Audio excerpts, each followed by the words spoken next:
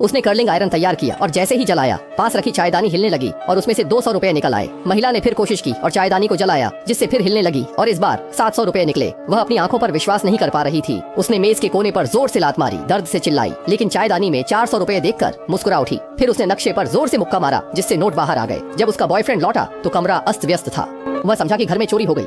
Jail के साथी ने चाय की केतली आदमी को दी और थप्पड़ मारा। आदमी चकरा गया। उसकी प्रेमिका ने बताया कि जैसे ही दर्द होता है केतली से नोट निकलते हैं। आदमी विश्वास नहीं करता और कहता है कि उसने पहले से ही केतली में पैसे रखे थे। अगर विश्वास नहीं है तो फिर कोशिश करो। महिला ने घुटने से प्रेमी के नाजुक हिस्से में मारा जिससे वह दर्द से झुक नहीं सका और केतली से नोट बाहर आ गए। कुछ परीक्षणों के बाद दोनों ने पाया कि जितना अधिक दर्द होता है केतली से उतने ही अधिक नोट निकलते हैं। महिला ने कहा अब तो वे अमीर हो गए हैं। लड़के को हल्की बेचैनी हो रही थी। दोनों ने तय किया कि 1 मिलियन इकट्ठा करके रुकेंगे। चायदानी को चूल्हे पर रखा। जैसे ही हाथ आग के पास आया नोट बाहर आने लगे। दोनों इसे सहन नहीं कर पाए। महिला ने चायदानी बैग में डाली और ब्यूटी पार्लर जाकर पैर के बाल हटवाए। खुद पर सख्ती करनी थी। नोटों की बरसात होती रही। आदमी की तरकीब और थी। वह दंत चिकित्सक के पास गया और कहा कि एनेस्थीसिया की जरूरत नहीं। डॉक्टर ने ड्रिल चालू किया। कमरे से चीखें सुनाई दी। दोनों ने टैटू पार्लर जाकर टैटू बनवाए ताकि दर्द हो सके।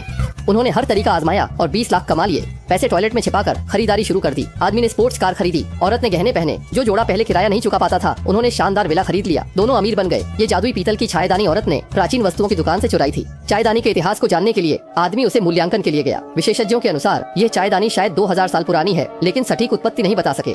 हम पुस्तकालय में जानकारी खोजने गए और पाया कि मध्य युग में ही चाय के बर्तन का उल्लेख था। कहा जाता है कि इस चाय के बर्तन में रहस्यमयी शक्तियां हैं, लेकिन इसे पाने वाले का अंत अच्छा नहीं होता। दोनों ने अपनी आलीशान हवेली में एक पार्टी रखी। एक पूर्वी व्यक्ति मिलने आया और कहा कि उसने चाय के बर्तन को एक जनभाव कार्यक्रम में देखा था और भविष्य में इसके बारे में बात करना चाहता था। आदमी और परेशानी नहीं चाहता था। उसने कहा कि उन्होंने पहले ही चाय के बर्तन को संग्रहालय को दान कर दिया है और उसे तुरंत वहाँ से जाने को कहा। आप खतरे में हैं, आपको मुझसे आज ही सुनना चाहिए और हमारी संपत्ति से बाहर निकल जाओ। महिला ने दरवाजा बंद कर दिया और पूर्वी व्यक्ति की बात को अनसुना कर दिया। देर रात दोनों ने बाहर से कुछ आवाजें सुनी। दरवाजे की दरार से देखा कि 2 बड़े दाढ़ी वाले लोग घर में पैसे चुरा रहे हैं। आदमी बाहर निकला और मुकाबले के लिए तैयार हो गया। दाढ़ी वाले ने कहा कि वह घोड़ा उनके परिवार का नहीं था जिसे प्राचीन वस्त्रों की दुकान से चुराया गया था, लेकिन वे इस बार चायदान लेने नहीं आए हैं बल्कि चायदान से बने पैसे लेने आए हैं।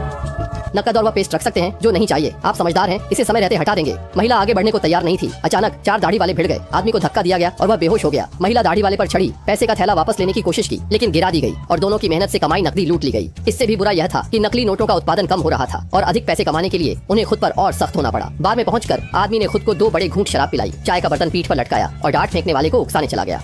जब वो आदमी मुड़ा तो उसने देखा कि बार में आदमी मजे कर रहा है। वह घबराया। उसने ताकतवर को थप्पड़ मारा जिससे उसे जोरदार मार पड़ी। बैग में रखा चाय का बर्तन भी जुए में था। आदमी की पिटाई हुई और चेहरा सूज गया। रहस्यमय पूर्वी व्यक्ति फिर आया और कहा कि वे अब जुनून में खो गया है। अगर वे नहीं रुके तो वह उन्हें नष्ट कर देगा। पूर्वी व्यक्ति ने बताया कि इस चाय के बर्तन का 2000 साल पुराना इतिहास है और कई प्रसिद्ध लोग इसके मालिक रहे हैं। अगर यह बर्तन बुरे हाथों में गया तो दुनिया के लिए बड़ा खतरा होगा। 1945 में जर्मन कंसंट्रेशन कैंप से गायब होने के बाद ये बर्तन फिर कभी नहीं देखा गया। आपको क्या करना चाहिए? इसे मुझे दे दो, मैं इसे पढ़ूंगा। लेकिन उन्होंने फिर भी मना किया। दोनों ने एक और काम की योजना बनाई और फिर रुकने का फैसला किया। तभी एक स्केटबोर्ड लड़का महिला के पास से गुजरा और वह गिर पड़ी।